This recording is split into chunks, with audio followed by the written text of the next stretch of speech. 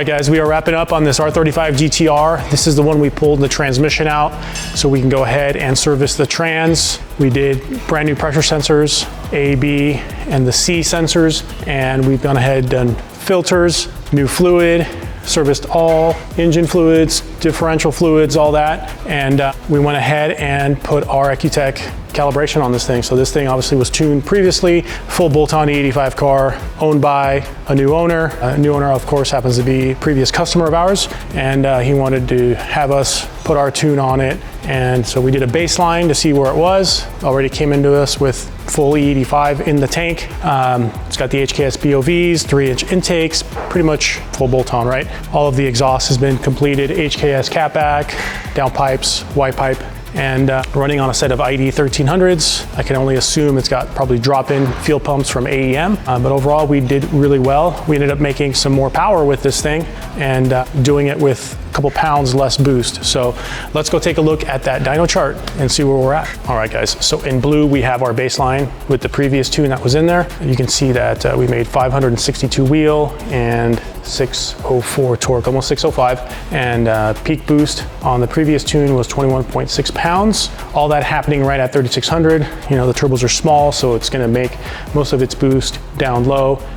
You can see even then, so with the more boost, it wasn't making any more power, and boost about the same. It kind of overlaps a little bit, maybe a tiny bit higher in the upper end, but maybe half a pound at most. But you can see that we picked up quite a bit, so almost 70 wheel horsepower. Peak torque, nothing crazy. We want to limit the torque on these things, of course, for the sake of the connecting rods, but you know, we're making power all the way through, and our torque is nice and flat, so we don't have anything too peaky, just doing what it should and making the peak power right about 5,700. So you can see it used to make peak power around the same too, right? So we've just maximized that. So all in all, really good. Next thing for us to do is go through, drive this thing, see how the transmission shifts, and lay some power down.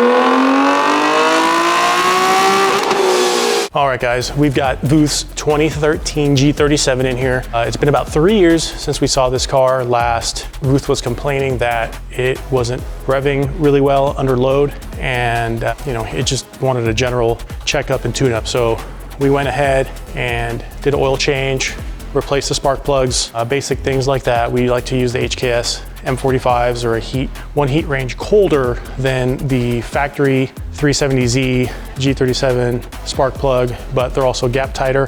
And you know, I like running them because they're a step colder over a GTR plug as well. But in any case, we went ahead and also wired up and installed a wideband sensor on the car, and quickly after doing a little tune-up, we could see that it was definitely leaning out, and hence why it was running poorly under load. So we got it on the dyno, we confirmed that we had fuel pressure drop.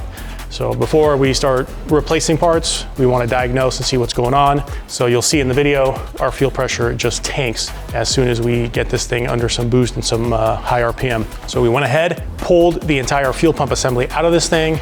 We didn't put this car together, but it originally already had a return fuel system, of course, but it didn't have the billet hat.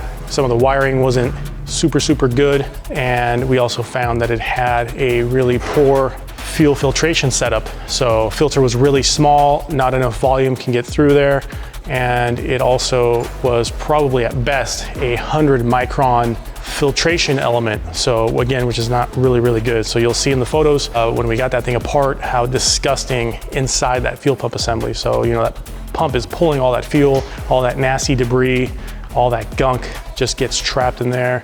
And thankfully, we didn't have any issues with the injectors on there. So that's all good to go. But what we ended up doing, CJM billet top hat, and we put in 12 gauge wiring for the ground and for the power going to the pump. So it had a relay already, but we bolstered everything with better grounding, and we put in a new Walbro fuel pump. It already had one in there, replaced that, and bam, our issues are all gone. So this thing is running tip-top again, and just made a couple little minor tweaks because the fueling had changed. So, even previously before, when the fuel system was capable of keeping up, we were able to actually make some adjustments in the calibration to compensate for the better power to the fuel pump and also the better filtration and all that stuff in there. So we're ready to go for a little drive on this thing. Did really, really well. We, of course, went and checked it on 91 octane first. We did about 477 wheel. And again, we didn't really cover what's done to it. You can kind of see basically your typical, older style air-to-air setup. This is from Soho. It's got the Soho catch can and coolant reservoir tank on there. This one is using the turbo guard on the front of the supercharger. Of course, it's got the V3 SI, and we're making roughly about 13 pounds of boost. So on 91, we got to be careful. That's a ton of boost for our 91 octane. So we got to dial the timing back to make sure this thing lives. And we got all that out, made sure the 91 was good, put in our E85, and we're up to about 606 wheel, doing all our passes in 4th gear, and it's actually doing a little bit better than it did 3 years ago. So needless to say, it's a good idea. Like I recommend any time for my remote tune customers, you wanted to have a wideband gauge, an aftermarket one, and a sensor. That way you can monitor your air-fuel ratio. So even though you may not have a fuel pressure gauge in the cabin, you can have one going to your ECU at least, but with a wideband gauge, you can see if your AFRs are out of whack, and it's gonna help determine and make sure that this thing lives a good, healthy, long life, and you're not having any issues with your fuel system. So that'll kind of go hand in hand, right? If your fuel pressure is dropping, your air fuels are gonna go lean. So now that this thing's all dialed in, we'll go take it for a little test drive. All right, guys, so in blue, here you have our 91 octane. This is where we got it, 477 wheel. Pretty typical on 91 octane. I see guys making, above 500 on 91. Really that's, in my opinion, glory passes. If you're tuning with knock headphones and you're listening to what's going on, once you start getting, above this threshold, in some instances, we've made over 500 on 91, don't get me wrong, on a bunch of setups, but those are few and far between. They can have cams, they have a few breather mods that'll help them out, but really this is where you're gonna end up as much as you're gonna do on 91 octane. With as much boost as this thing's running, we've had to dial our timing down. So, this thing's been living really, really good life the last 3 years. That's about as much as you're gonna make safely, Like I said, there's other setups out there, different combinations. We've done over 500, but it's not something you're gonna see all the time. All right, and in red, we have E85, and we've got, of course, the same boost level, and we've been able to, of course, get our calibration, adjust a few things in the tune, including, of course, timing, our fueling, and we're up to 606 wheel and 446 foot-pounds of torque. So good, healthy, solid numbers. The goal of this, of course, is to have a fun, reliable car. And, we're ensuring that by doing our part. And yeah.